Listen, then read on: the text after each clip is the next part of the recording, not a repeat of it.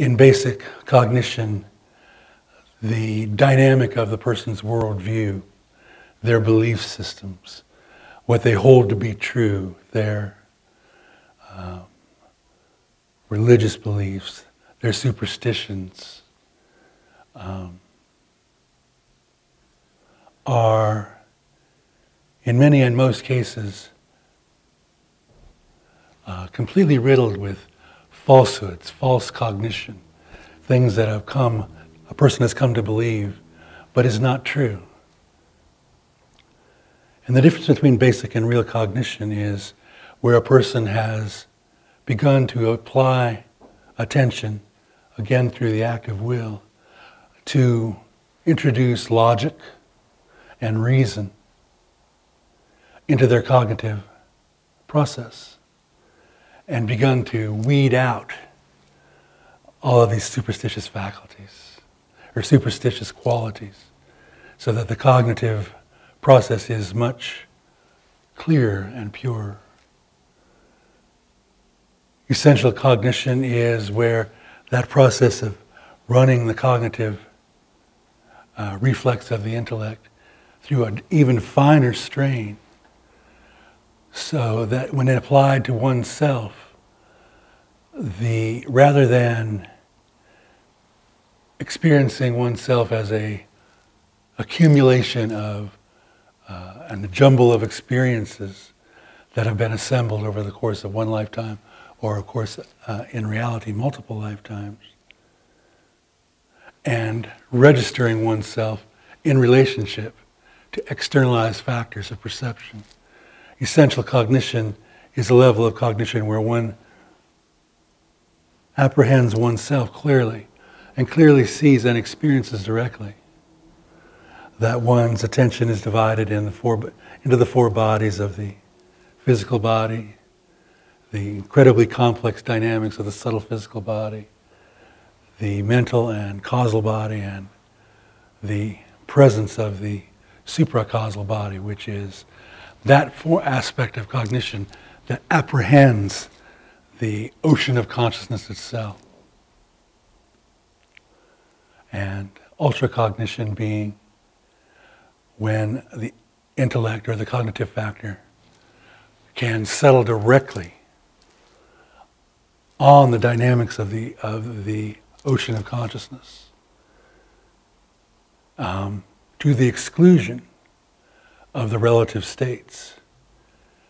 The idea being that the physical body, the subtle physical body, and the mental body are bodies, but are inconstant. They are in a state of constant flux.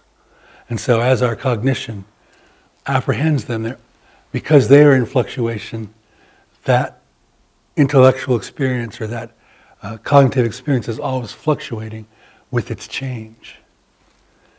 It is held and understood that the fourth state, the ultracognition, which apprehends consciousness itself, is unchanging, is continuous and constant. And this is the idea of equilibrium. The idea of equilibrium, inherent in the word samadhi, means when the cognitive factor of the intellect becomes into complete balance and equilibrium with the ocean of consciousness. Therefore, the underlying meaning of the word samadhi is equilibrium. Oftentimes in some systems of the Yoga Tantra, people will refer to samadhi as equilibrium. Because when you consider the states of the cognitive faculties of waking, deep sleep, sleep with dream, real cognition, the straining out of superstitious beliefs, essential cognition, the apprehension of the four bodies, one's true nature, one's true form, and then finally the fourth body. When one's cognition is in the three lower states of cognition, is in constant flux. Thus it is, because it is in a state of constant flux, flux it is in a condition of disequilibrium. It's constantly adjusting and changing.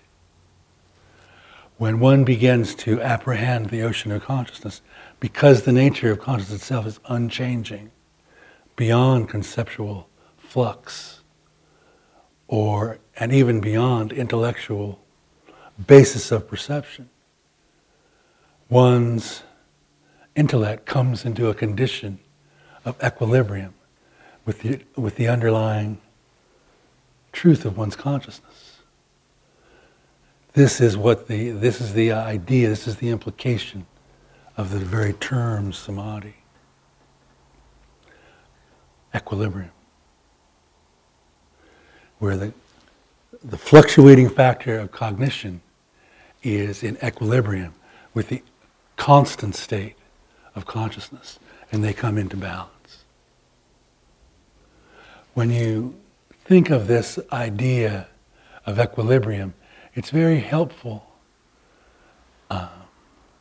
to understand what samadhi actually is. And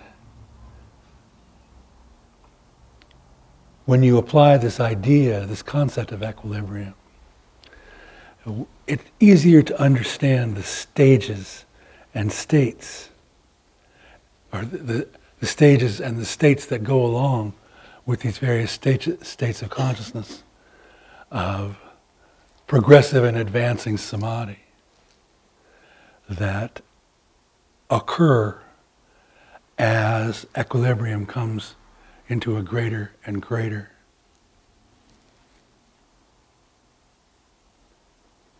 presence inside one's system.